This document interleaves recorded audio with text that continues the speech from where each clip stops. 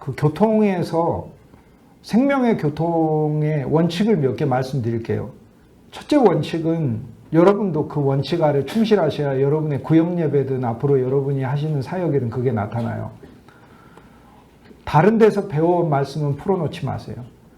이 시간을 통해서 그리스도 안에서 배운 것을 서로 나누도록 하세요. 두 번째, 가르치셔서는 안 돼요. 나누는 거예요.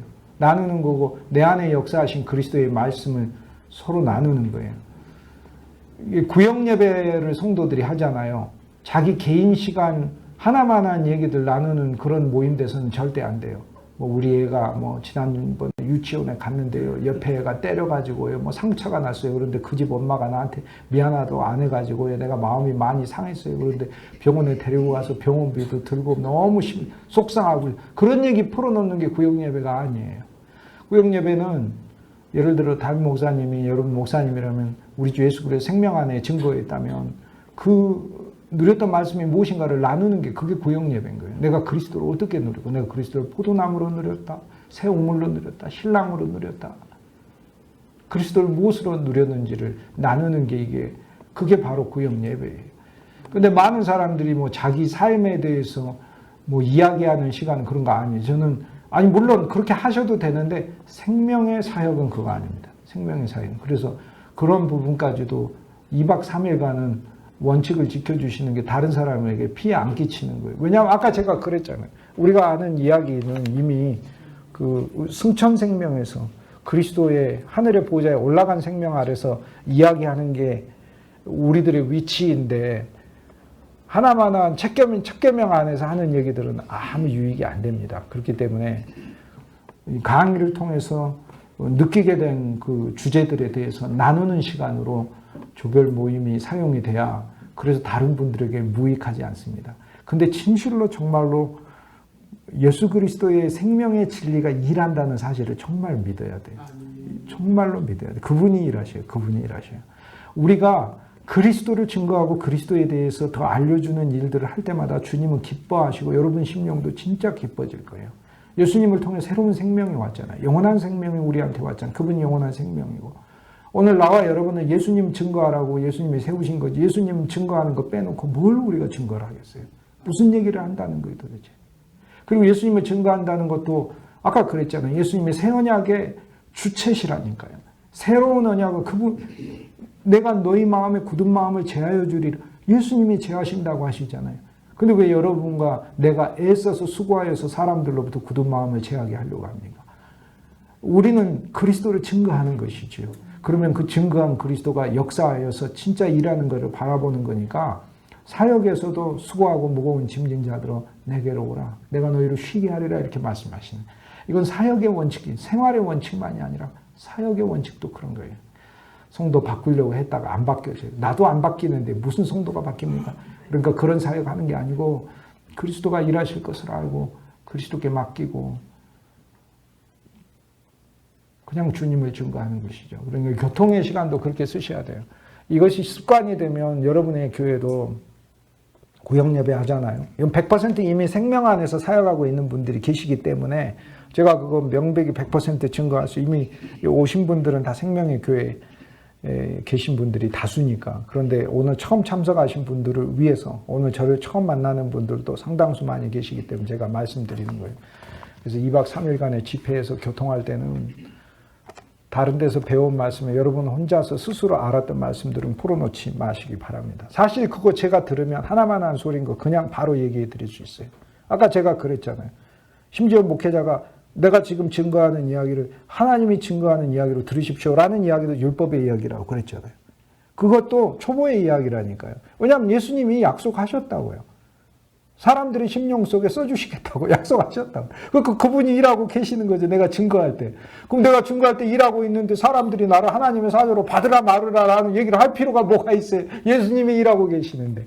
그리스도. 그래서 우리는 이미 이제 그런 차원으로 나아갔기 때문에 그런 부분에 대해서 교통하실 때는 정말 그리스도를 내가 상대에게 공급하여 그리스도를 상대에게 공급하여 그가 영적으로 큰 유익을 얻고 만나를 거둘 수 있는 그러한 목적 아래서 이제 조별 교통이 일어나면 정말로 좋다 이렇게 생각을 합니다. 그리고 한 분 한 분은 그리스도 예수 안에서 다 여기 하나님의 사역하는 거 제가 아는 분들은 다 놀랍게 주님이 사랑하셔서 특별한 사역하고 계시는 분들이에요. 그래서 제가 알고 있는데, 그래서 서로 믿음 안에서 이 풍성한 교제를 나누시면 너무나 기쁘고 좋을 것입니다. 그리고 6장에서 12장까지는 땅을 정복하는 겁니다. 이제 정복을 했어요. 그래서 새 땅이신 예수 그리스도를 누리기 위한 준비가 필요하다고 이야기를 하는데요. 그 준비의 과정에 1장에 보면은 이제 모세가 죽었다. 그 다음에 약속의 땅을 꿈꿔라 라고 얘기해요. 그러면 오늘 우리가 1장을 가지고 예를 들어 예수님을 새 땅으로 누린다는 건 예수님을 옛 땅으로 누리면서 옛 땅 안에서 믿는 경우가 많죠. 그러니까 옛 땅 안에 믿는 거 뭐예요? 그냥 내 자신 안에서 예수님을 믿고, 내 환경 안에서 예수님을 믿고, 내 고난 안에서 예수님을 믿고, 내 지식 안에서 예수님을 믿고, 뱅뱅뱅뱅 계속 도는 거예요. 그 그리스도인이 아닌 것은 아니에요. 그 그리스도인이에요. 광야에서 쓰러져 죽은 사람도 이스라엘 사람이에요. 광야에서 쓰러져 죽었다고 그게 지옥 가는 거 아닙니다. 광야에서 쓰러져 죽은 것은 목적을 더 이상 성취하지 못했다는 의미인 거지, 구속함을 안 받았다. 어린 양의 피로서 구속함을 받아서 애굽에서 나왔는데, 애굽에서 광야에서 쓰러져 죽든 병들어 죽든 약속의 땅에서 죽든 다 하나님의 백성인 거죠. 다 하나님 백성이에요. 다만 성경이 말을 하는 것은 무엇을 가르치냐면, 분명히 명백하게 광야에 쓰러져 죽는 신앙으로 그치지 말라고 이야기하고, 새 땅이신 예수 그리스도 안에서 정말 풍성을 누리는 신앙이 있다는 걸 우리한테 얘기를 해주는 거니까, 옛 땅 안에서 믿는 것은 자기 자신 안에서 믿는 거죠. 자기 타고난 천성 아래서 뭐 나는 원래 성격이 그러니까. 맞아요. 모든 사람은 자기 성격대로 다 믿으려고 하고, 그러다 보면 사사기가 일어나는 그런 교회가 돼버리고 인생이 돼버리는, 각자 제 소견에 오른 대로. 근데 새 땅을 차지하기 위해서는 그럼 주님 뭐 하시냐? 준비하신다는 거 아니에요. 우리를 준비시킨다는 거예요. 그러면 첫 번째 알아야 될 거, 모세가 죽었으니 율법. 그 다음에 약속의 땅으로 들어간다는 새 비전을 가지라. 약속의 땅. 아, 그리스도 안에서 그리스도를 내 터전으로 삼는 신앙이 있구나 라는 거를 우리는 증거를 해줘야 되죠. 그러니까 여호수아 1장을 예를 들어 설교를 한다면, 오늘 우리들은 율법으로 살지 맙시다. 우리들은 선악으로 남을 판단하면서 살지 맙시다. 우리를 하나님이 세우신 목적은 예수 그리스도 안에서, 예수님도 이 땅에 오셔서 율법으로 산 거 아니셔요. 예수님이 율법으로 하신 경우는 있어요. 예수님 언제 율법으로 말씀하셨어요? 바리새인 만났을 때 율법으로 얘기를 하셨어요. 예수님 질책하셨잖아요. 율법을 기준으로 질책하셨잖아요. 근데 그것은 바리새인이 원했으니까. 바리새인은 예수님과 율법으로 대화하기를 원했으니까. 그래서 예수님은 율법으로 온전하게 대화하셨어요. 예수님은 율법의 처음에 저자이실 뿐 아니라 율법 자체를 바꾸실 수 있는 권한까지 가지고 계신 분이고, 율법 자체의 성취이시기도 하시고, 율법 자체를 온전하게 알고 계시는 분이시고, 율법에 따른 심판자이시기도 하기 때문에 바리새인들은 율법을 따라서 예수님과 대화하기를 원하고 예수님으로부터 율법을 원해서 예수님께 왔고, 너희가 나를 율법으로 대한다면, 바리새인으로 서 있는다면 너는 율법의 그리스도밖에 못 만날 것이다 라고 얘기를 해요. 근데 이제 성경에서는 그런 바리새인들이 그냥 있지 않습니다. 예수님께 다 정복당해가지고 아리마대 요셉도 있고 니고데모 같은 사람도 있고 다 그리스도께 돌아와요. 다 돌아오는 바리새인들이 예수님께 저항하다가 돌아오는 이야기가 쓰여져 있는 것이에요. 제사장들도 예수님은 못 박았지만 사도행전에 가면 허다한 제사장들이 그리스도께 나오니라. 그래서 육신의 그리스도 안에서 사람들의 많은 거부가 있지만 생명과 영이신 예수 그리스도를 통하여, 그리고 예수님은 제자들을 영광스럽게 하시려고 그 일들을 하신 거죠. 예를 들어 예수님이 돌아다니시면서 예수님이 1억 명을 다 전도했다고 해봐요. 그럼 제자들의 영광은 어디 있는데? 그럼 내가 베드로여도 뭐 혼자 다 하시고 나는 안 할 때, 내가 이렇게 얘기하겠어요. 그러나 예수님은 나는 너희들 12만 내가 어쨌든 내가 챙긴다. 하지만 너희가 하나 알아야 돼. 내가 세계 곳곳을 다녔지 않냐. 이미 이스라엘 방방 곳곳을 다니며 육신으로 내가 다녔고, 내가 영으로 너희들과 함께, 예수의 영이 늘 함께 있으니 너희들이 다니는 곳곳에 내가 있지 않느냐. 그런데 궁극적으로 나타나는 모든 표현들은 내가 너희를 통해서 하겠다. 그게 누구한테 영광이에요? 예수님 제자들한테 영광 아니에요. 나와 여러분한테도 영광이, 그게 바로 영광이 되는 거죠.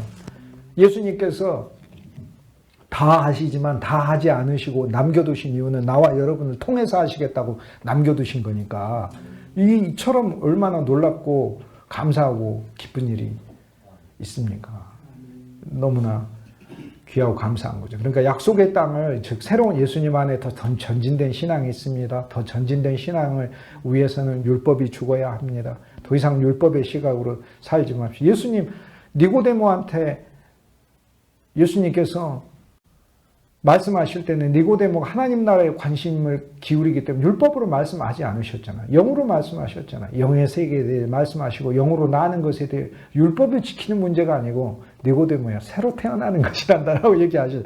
그 차원 자체가 다른 말씀을 하시는 거예요. 새로 태어나는 거, 엄마 뱃속 그건 땅에서 태어나는 거고 어디서요? 하늘에서 태어나는 것이네. 근데 육신으로 난 것은 영으로 난 것과 같다고 하셨으니 육신으로 내가 태어날 때도 내가 원해서 태어났습니까? 내가 뭐 우리 엄마 아버지한테 내가 태어나달라고 내가 얘기를 했습니까? 하나님의 영에 의해서 나와 여러분이 태어난 것도 하나님께서 알아서 태어나게 하신 일이죠. 그러므로 그리스도 안에서 우리가 새로운 생명을 갖게 된 것도 하나님의 비밀 안에서 일어난 사건인 거예요. 일어난 사건. 이거를 어떻게 사람이 말로 다 설명을 합니까? 하는 거지. 1장부터 어쨌든 5장까지는 약속의 새 땅을 위한 준비다. 그 이야기는 쉽게 얘기하면 예수님 안에서 성도가 더 기쁘고 즐겁고 더 행복한 생활을 위해서 우리에게 꼭 필요한 것들이 이것입니다를 얘기를 하는 거죠. 그러니까 모세가 죽었으니 성도들에게 율법으로 생활하지 마십시오. 서로 판단하고 정죄할 어떤 그런 일들을 봐도 그런 마음으로 대하지 마십시오. 자녀들에게도 그렇게 하지 말고 남편에게도 그렇게 하지 말고 아내에게도 그렇게 하지 마십시오. 그런데 율법의 언어는 우리가 가르쳐주지 않아도 본성 안에 있어가지고 너무 잘합니다. 너무 잘합니다. 너무 잘하잖아요. 교회 안에서도 마찬가지죠. 하나님이 나와 여러분을 세운 건 사랑과 은혜와 긍휼의 그릇으로 세웠다는 거죠. 사랑과 은혜와 긍휼의 그릇. 바로는 진노의 그릇이고 모세는 율법의 그릇이고 바울은 자기 자신이 긍휼의 그릇으로 선택됐다라고 고백을 하지 않습니까? 그러면 긍휼의 그릇으로 로마서 9장에 자기가 긍휼의 그릇으로 예정됐다고 해요. 우리가 예정론을 다 얘기를 하는데 하나님 나와 여러분 예정한 거 우리가 알고 있죠. 근데 뭘로 예정했다는 것에 대해 잘 모르니. 뭘로 예정했어? 그 성경은 말을 하고 있잖아요. 긍휼의 그릇으로 예정해놨다고. 사람들이 내가 그릇인 거예요. 그릇. 집기를 전부 다 하나님 앞에서 전부 다 그 집기를 가져와서 쓰라고 그러잖아요.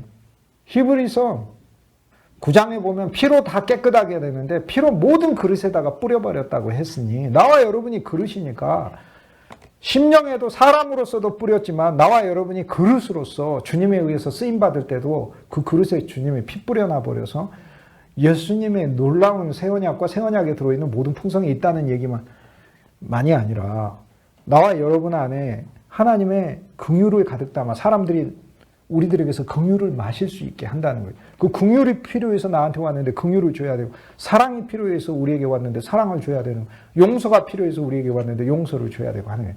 그러니까 일생 동안 내가 다른 사람들을 정죄하고 심판하고 율법으로 말하지 않아도 얼마든지 그런 역할을 할 사람들은 주위에 엄청나게 많이 있습니다. 그리고 저는 그런 역할을 하는 사람들을 보면 되게 감사하고 그래요. 그런 사람들을 통해서 나는 다른 역할을 하면 되겠더라고요. 긍휼의 그릇의 역할을 하면 되겠더라고요.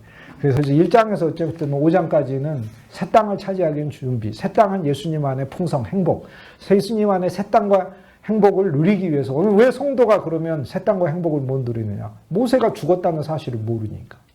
모세가 죽은 후에 돼 있어요. 모세와 여호수아를 같이 보내시지 않아요. 새 땅은 여호수아예요. 그리고 전적으로 여호수아만 높여요. 모세의 이름은 사실상 여호수아를 통해서만 표현돼요. 모세에게 말씀한 건 여호수아가 다 행하고 다 지키고 심지어 모세에게 안 쓰였던 표현까지도 여호수아서에 계속 나타나요.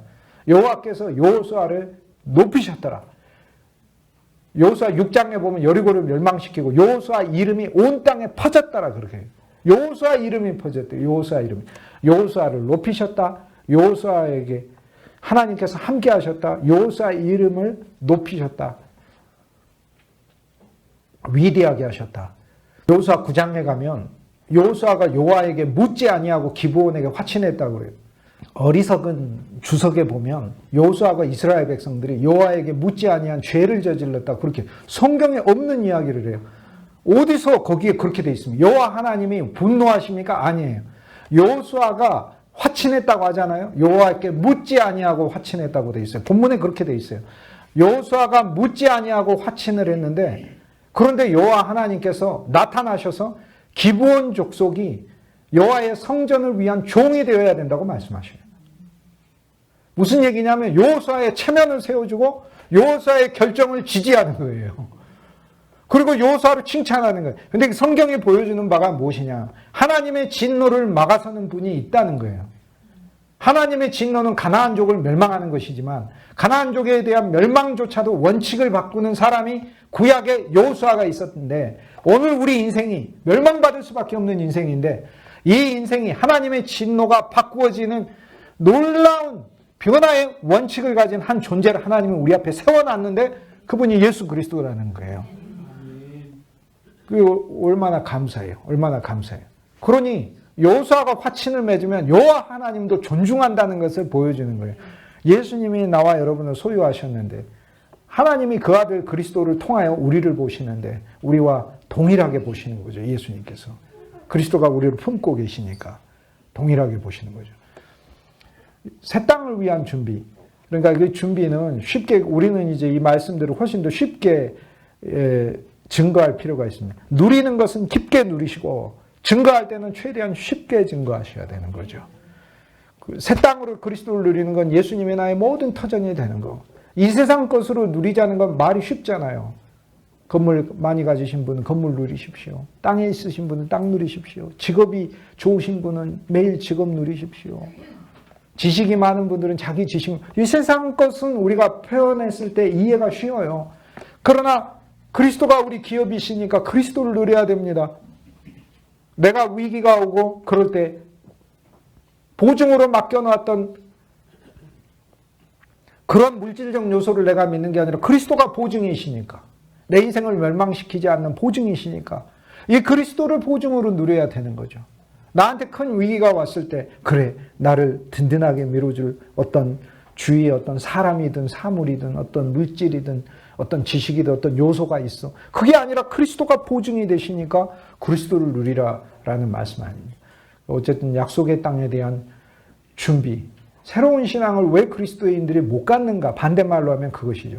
또 역으로 우리는 부정적으로 전하면 안 돼요. 왜 못 갖는지 아십니까? 이런 표현보다는 새로운 땅으로 들어가는 건 하나님의 약속이고 반드시 주시는 거니까 왜 못 가는지 아십니까? 이런 얘기를 하지 말고, 갈 수 있는 방법이 있고 갈 수 있는 방법 안에 나와 여러분이 있습니다. 이렇게 증거를 해야 되고, 갈 수 있는 방법은 우리가 첫째 율법으로 살지 맙시다. 우리의 인생이 하나님 사랑을 위한 도구로 세워졌음을 아십시다. 그렇게 얘기하는 거고, 많은 사람들이 어떤 일에 대해서 돌 들어서 치려고 할 때 예수님 막아 쓰셨듯이 하나님이 나와 여러분을 사랑의 사자로 쓰셔서 어느 곳에서든지 사랑의 도구로 하나님 우리를 사용해 주기 위해서 내 인생을 선택했다. 긍휼의 그릇으로. 왜? 1만 달란트 탕감 받았잖아요. 그러니까 1만 달란트 탕감 받았습니다. 그뿐 아니라 여호수아를 지도자로 세웠다. 아, 이젠 주 예수님만 의지해야 되는 거구나 라는 거. 그게 바로 새로운 행복을 얻는 비결이다 라는, 그게 새 땅의 준비. 새 땅의 준비 매 장마다 2장에서는 새로운 믿음 가지는 거 이야기하고 3장에서는 요단을 건너라라고 얘기해서, 약속의 땅으로 들어가는 평지가 있는데 가장 낮은 요단, 세계에서 제일 낮은 곳이 요단이잖아요. 요단강이잖아요. 염해, 소금바다에 있는 곳이 해저 400m잖아요. 가장 깊은 죽음의 계곡을 건너라는 것 아닙니까? 그런데 우리 그리스도인들이 죽음의 계곡이 어디 있어요? 예수 그리스도 십자가지 어디예요? 그것이. 십자가지. 모든 그리스도인들이 십자가를 거쳐서 그리스도를 믿어야 돼요. 십자가가 행복이라는 거잖아요. 십자가가 행복이다. 그곳에서 주님이 나를 끝내셨다. 그리고 그 십자가의 비밀을 점점 더 알아가라는 것이잖아요. 요단의 준비. 그리고 새 땅 안에서 주님은 새 땅의 신앙은 개인을 위한 게 아니니까 4장에 가게 되면 12돌들을 쌓게 되는 거죠. 요단 안에 돌들이 있고 요단을 건너서 또 12돌들이 있고, 그래서 그리스도 예수 안에서 이러한 사역들이 오늘 우리들에게 필요하다. 그를 말씀하고 있습니다.